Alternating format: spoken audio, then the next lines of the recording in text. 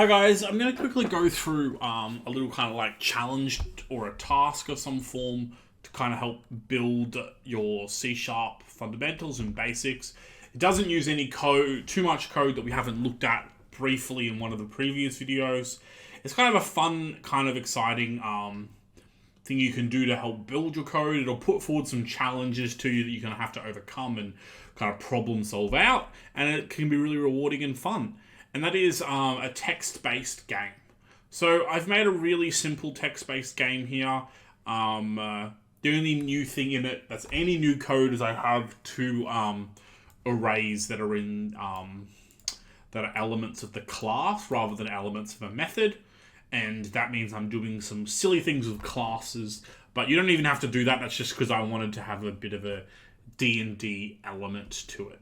So first I'm going to demonstrate how it works, and then we'll talk briefly about some of the skills you can use to kind of effectively do this. The first thing I would say before you even start coding is you need to think about some of your problem-solving skills and planning skills, and how that can be...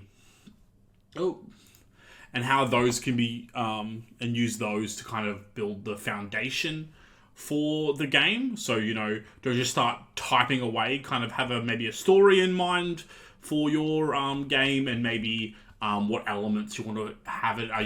How's attack going to work? How are player options going to work? Think of those things before you start just coding, and then maybe writing a little bit of pseudocode first is always very helpful. So let's get straight to it, and then we're going to play our game. It's obviously not all-encompassing, but it is just a little bit of a thing. So it's welcome to a Deckwaz production. Press enter at any time to go to the next line. So we press enter. Introducing Elvain, the story of Sarah. Okay? So which race would you like to be is the first question. And obviously, we're typing a number, so we're going to play a half-orc. Which class would you like to play? Well, you have to be a barbarian if you're a half-orc. So pressing 1, then it's giving us some stats. This is me using the this array from the class to create these, using some D&D kind of rules. So we've got 11.4 health, 0 mana, obviously we're a barbarian, 12.599 armor, 12 weapon damage, 17 strength, 7 constitution, 16 dexterity, 5 charisma, 9 wisdom, and 10 intelligence. And of course we are orc barbarian. Okay? Press enter. You have awakened in a hard, lumpy bed staring at the wooden ceiling. You are quickly overwhelmed with the stench of stale booze. You stumble out of bed and put your armor and weapon on, walking into the hallway. You are quickly greeted by a tall, pale elf. Pressing enter. He says to you, hopefully you trip over your feet and get run through by a paladin orc. He spits on you as he turns around and walks away. You are faced with a choice. Trust the elf and run from the town. Go see if the guard needs help. Or see if beer is cheaper in a crisis. So we're going to go 2. Go see if the guard needs help. You walk up to the guard captain who is standing at the gate barking orders to several soldiers. You ask him if you can help defend the town. Sure thing, kid.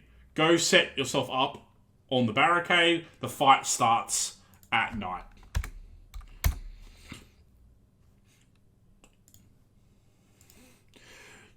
It's chaos all around you. Severed limbs and blood run the streets, and all you can hear is screaming. You grip your weapon tightly in your hand as you see a monk in bright purple robes running towards you. You holding a dagger. Combat has begun. Do we want to run or do we want to attack? Well, let's attack. You lunge at your enemy and find flesh, dealing 1 damage. The monk strikes at you, landing a blow, dealing 2 damage. Let's attack again. You lunge at your enemy and find flesh, dealing 1 damage. The monk strikes at you, landing a blow, dealing 0 damage. Let's see if the guy running away. This isn't going well for us. You tried to run away, but he charged you down. Monk strikes at you, but glances past, and it fixed English there. 1, attack. You lunge at your enemy, finding flesh, dealing 8 damage. That's good damage. The monk strikes at you, landing a blow. Let's attack again. Combat's ended. Oh, he died. Combat has ended. The monk falls to the ground, bested, but many battles are yet to come. So, that's kind of a really basic overview. Obviously, it's not perfect. It kind of whips it up.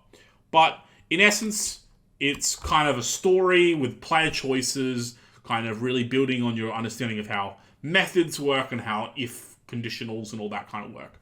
So the way I did it, obviously, is I started off with a main method, which creates the game. And then from the main method, I ran two other methods. One was character generation, which is obviously this long-winded method here where we generate our character using an array as well as the random number generator, which is this code here, system.random rnd new system random, which you can Google how to use random numbers in C# or anything like that.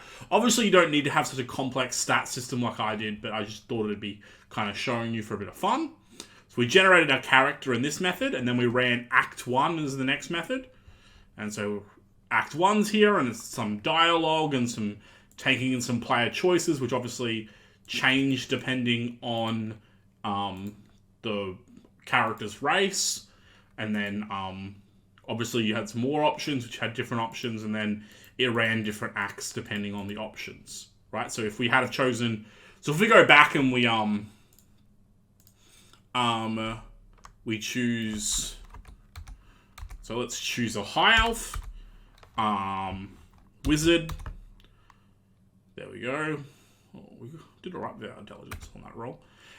So you awaken, and he calls you brethren here, obviously, different option because he knows that you're a high elf.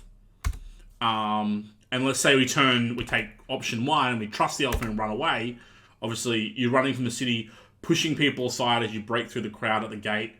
You see empty fields on fire. You hear a twang of a bow behind you. Before you can react, you feel a sharp pain. You fall to the ground, face in the dirt. Your final thoughts are, was it a paladin or a soldier who got you? Okay, so obviously different options, different paths, and that's kind of the task. Using different methods for each actor helps you split up your code, but also helps you kind of change what happens based on player choice. If you do want to use system-based variables, there's a really nice video that your teacher can give you about using class-based, sorry, not system, class-based variables, which allow you to move variables between methods easier rather than, and still use a kind of void method. The only issue is that you can't use a static method, but I don't want to get too much into that. That was only if you wanted to make a more complex kind of system. Yeah, that's about it for this video.